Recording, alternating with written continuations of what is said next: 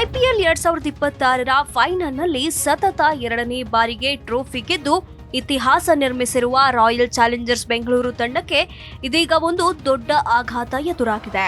ತಂಡದ ಸ್ಫೋಟಕ ಬ್ಯಾಟರ್ ಆಸ್ಟ್ರೇಲಿಯಾದ ಟಿಮ್ ಡೇವಿಡ್ ಅವರು ಐಪಿಎಲ್ 2027ರ ಮೊದಲ ಪಂದ್ಯದಿಂದ ಅಮಾನತುಗೊಂಡಿದ್ದಾರೆ. ಈ ಸುದ್ದಿ ಈಗ ಕ್ರಿಕೆಟ್ ಅಭಿಮಾನಿಗಳ ನಡುವೆ ಭಾರಿ ಚರ್ಚೆಗೆ ಕಾರಣವಾಗಿದೆ.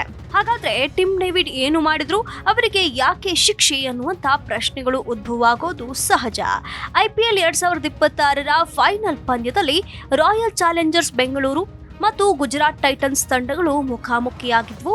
ಈ ಪಂದ್ಯದಲ್ಲಿ ಆರ್ಸಿಬಿ ಅದ್ಭುತ ಪ್ರದರ್ಶನ ನೀಡಿ ಪ್ರಶಸ್ತಿಯನ್ನ ತನ್ನದಾಗಿಸಿಕೊಂಡಿತು. ಆದರೆ ಪಂದ್ಯ ನಡೆಯುತ್ತಿದ್ದ ವೇಳೆ ನಡೆದಂತ ಒಂದು ಘಟನೆ ಟಿಮ್ ಡೇವಿಡ್ ಅವರಿಗೆ ದುಬಾರಿಯಾಗಿ ಪರಿಣಮಿಸಿದೆ.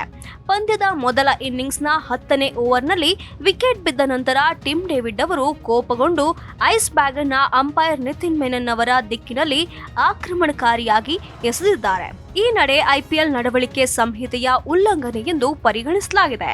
ಈ ಘಟನೆಯ ನಂತರ ಟಿಮ್ ಡೇವಿಡ್ ಅವರಿಗೆ ಪಂದ್ಯದ ಸಂಭಾವನೆಯ 50% ದಂಡ ವಿಧಿಸಲಾಗಿದೆ. ಜೊತೆಗೆ 2 ಡಿಮೆರಿಟ್ ಪಾಯಿಂಟ್ಗಳನ್ನ ನೀಡಲಾಗಿದೆ. ಆದ್ರೆ ಸಮಸ್ಯೆ ಅಲ್ಲೇ ಮುಗಿಯಲಿಲ್ಲ. ಯಾಕಂದ್ರೆ ಇದೇ ಸೀಸನ್ನಲ್ಲಿ ಅವರು ಈಗಾಗಲೇ 2 ಬಾರಿ ನಡವಳಿಕೆ ಉಲ್ಲಂಘನೆಗಾಗಿ ಶಿಕ್ಷೆ ಪಡೆದಿದ್ದಾರೆ. ಮೊದಲ ಘಟನೆಯಲ್ಲಿ 1 ಡಿಮೆರಿಟ್ ಪಾಯಿಂಟ್ ಹಾಗೂ ಮತ್ತೊಂದು ಘಟನೆಯಲ್ಲಿ 2 ಡಿಮೆರಿಟ್ ಪಾಯಿಂಟ್ಗಳನ್ನ ಪಡೆದಿದ್ರು. ಫೈನಲ್ನ ಹೊಸ ಘಟನೆಯೊಂದಿಗೆ ಅವರ ಒಟ್ಟು ಡಿಮೆರಿಟ್ ಪಾಯಿಂಟ್ಗಳ ಸಂಖ್ಯೆ 5ಕ್ಕೆ ಏರಿದೆ. ಐಪಿಎಲ್ ನಿಯಮಗಳ ಪ್ರಕಾರ ಒಬ್ಬ ಆಟಗಾರ 5 ಡಿಮೆರಿಟ್ ಪಾಯಿಂಟ್ಗಳನ್ನ ತಲುಪಿದ್ರೆ ಸ್ವಯಂಚಾಲಿತವಾಗಿ 1 ಪಂದ್ಯ ಅಮಾನತು ಶಿಕ್ಷೆ ಜಾರಿಯಾಗುತ್ತದೆ.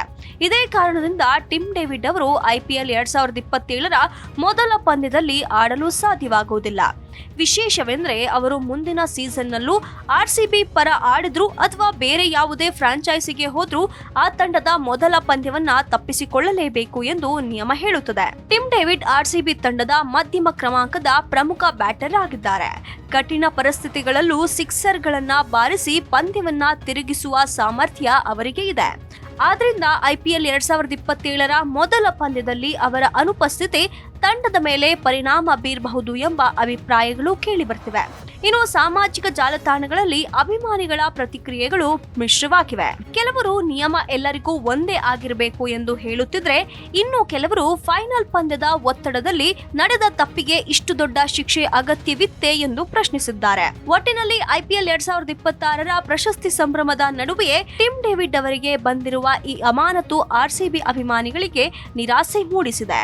ಆದರೆ ಕ್ರಿಕೆಟ್ನಲ್ಲಿ ಶಿಸ್ತು ಮತ್ತು ನಡವಳಿಕೆಗೆ ಎಷ್ಟು ಮಹತ್ವವಿದೆ ಎಂಬುದನ್ನ ಈ ಘಟನೆ ಮತ್ತೊಮ್ಮೆ ಸಾಬೀತುಪಡಿಸಿದೆ. ಐಪಿಎಲ್ 2027ರ ಮೊದಲ ಪಂದ್ಯದಲ್ಲಿ ಟಿಮ್ ಡೇವಿಡ್ ಅವರ ಕೊರತೆ ಆರ್ಸಿಬಿಗೆ ಎಷ್ಟು ದೊಡ್ಡ ಹೊಡೆತವಾಗಲಿದೆ ಎಂಬುದನ್ನ ಕಾದು ನೋಡಬೇಕಿದೆ.